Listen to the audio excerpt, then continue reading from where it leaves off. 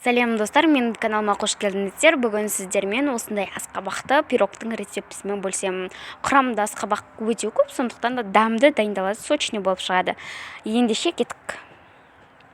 Ең алдымен табаға жылы су құямыз, оның үстінен тұз салып, бізге тұз бен қышық қажет, мінекей тұзымызды салып осылай ертіп аламыз да, дәл осылай ұнымызды еліктен өткізу арқылы ұнымызды салып, қамыр дайындайтын боламыз достар. Жақсы араластырып, мінекей менің де қамырым дайын.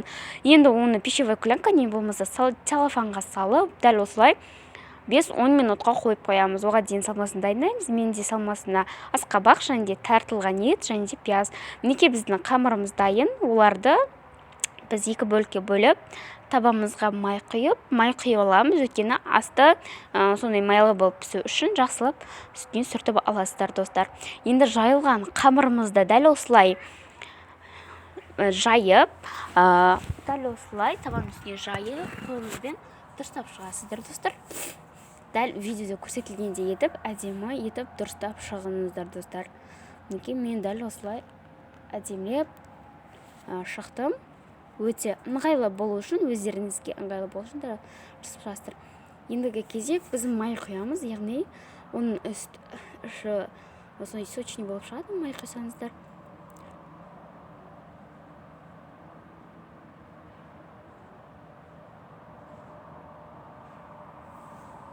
Мінекей дәл осылай май құясыздар достар. Енді салмамызды саламыз оның үстіне жақсылап. Салмамызды дәл осылай етіп шығасыздар. Енді осы салмаға біз қамырымызды біріктіреміз.